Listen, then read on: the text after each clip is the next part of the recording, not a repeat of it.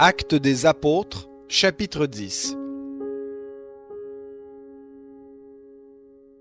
Il y avait à Césarée un homme du nom de Corneille, centenier de la cohorte appelée italienne. Il était pieux et avec toute sa maison, il craignait Dieu. Il faisait beaucoup d'aumônes au peuple et priait Dieu constamment.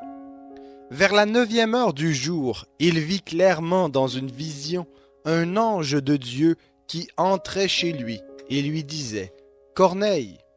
Il fixa les regards sur lui et, saisi de crainte, il lui dit « Qu'y a-t-il, Seigneur ?» Et l'ange lui dit « Tes prières et tes aumônes sont montées en guise de souvenir devant Dieu. Envoie maintenant des hommes à Jaffa et fais venir un certain Simon, surnommé Pierre. Il est logé chez un certain Simon Corroyeur, dont la maison est au bord de la mer. » Dès que l'ange qui lui avait parlé fut parti, Corneille appela 2 de ses serviteurs et un soldat pieux parmi ceux qui lui étaient attachés. Et après leur avoir tout raconté, il les envoya à Jaffa.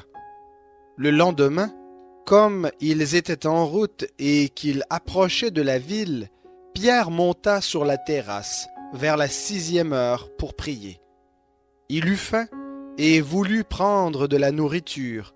Pendant qu'on la lui préparait, il eut une extase. Il vit le ciel ouvert et un objet semblable à une grande nappe attachée par les 4 coins qui descendait et s'abaissait vers la terre. Il s'y trouvait tous les quadrupèdes et les reptiles de la terre et les oiseaux du ciel. Une voix lui dit « Lève-toi, Pierre, tue et mange. » Mais Pierre dit « Non, Seigneur, car je n'ai jamais rien mangé de souillé ni d'impur. » Et pour la seconde fois, la voix se fit entendre à lui. « Ce que Dieu a déclaré pur, ne le regarde pas comme souillé. » Cela arriva jusqu'à 3 fois. Et aussitôt après, l'objet fut enlevé dans le ciel. Tandis que Pierre était perplexe sur le sens de la vision qu'il avait eue, voici que les hommes qui avaient été envoyés par Corneille et s'étaient informés de la maison de Simon se présentèrent à la porte. Ils appelèrent et demandèrent si c'était là que logeait Simon, surnommé Pierre. Et comme Pierre réfléchissait sur la vision, l'Esprit lui dit « Voici 3 hommes qui te cherchent.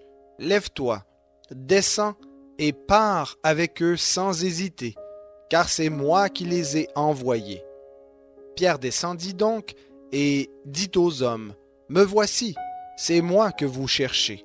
Quel est le motif pour lequel vous êtes ici ?»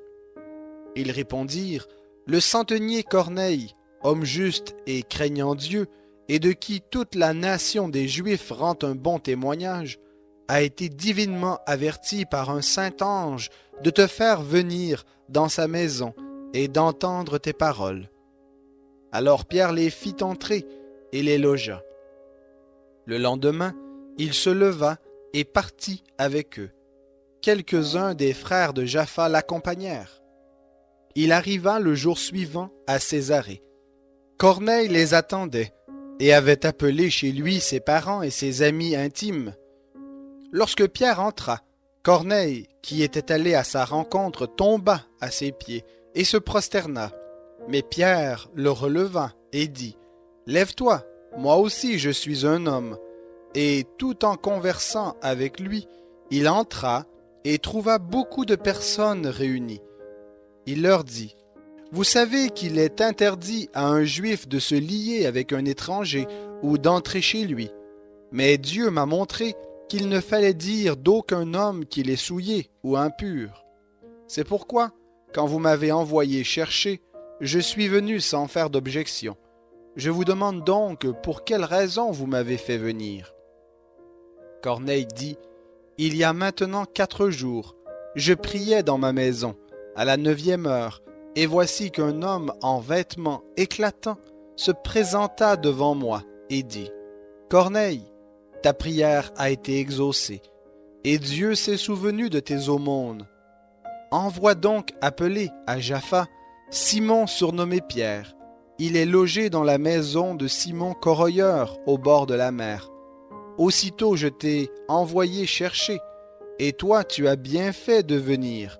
Maintenant donc, nous sommes tous ici devant Dieu pour entendre tout ce qui t'a été ordonné par le Seigneur. » Alors Pierre ouvrit la bouche et dit, « En vérité, je le comprends. Pour Dieu, il n'y a pas de considération de personne. Mais en toute nation, celui qui le craint et qui pratique la justice lui est agréable. Il a envoyé la parole aux fils d'Israël en leur annonçant la bonne nouvelle de la paix par Jésus-Christ. C'est lui, le Seigneur de tous. Vous savez ce qui est arrivé dans toute la Judée après avoir commencé en Galilée à la suite du baptême que Jean a prêché, comment Dieu a oint d'Esprit Saint et de puissance Jésus de Nazareth, qui allait de lieu en lieu en faisant le bien et en guérissant tous ceux qui étaient sous l'oppression du diable, car Dieu était avec lui.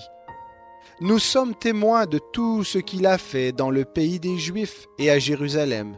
Ils l'ont fait mourir en le pendant au bois. Dieu l'a ressuscité le 3e jour et lui a donné de se manifester, non à tout le peuple, mais aux témoins choisis d'avance par Dieu, à nous qui avons mangé et bu avec lui après sa résurrection d'entre les morts. Et Jésus nous a commandé de prêcher au peuple et d'attester qu'il a été lui-même désigné par Dieu comme juge des vivants et des morts. Tous les prophètes rendent de lui le témoignage que quiconque croit en lui reçoit par son nom le pardon des péchés. » Comme Pierre prononçait encore ces mots, le Saint-Esprit descendit sur tous ceux qui écoutaient la parole. Tous les croyants circoncis qui étaient venus avec Pierre furent étonnés de ce que le don du Saint-Esprit soit aussi répandu sur les païens, car ils les entendaient parler en langue et exalter Dieu. Alors Pierre reprit, « Peut-on refuser l'eau du baptême à ceux qui ont reçu le Saint-Esprit aussi bien que nous ?» Il ordonna de les baptiser au nom de Jésus-Christ. Ils lui demandèrent alors de rester là quelques jours.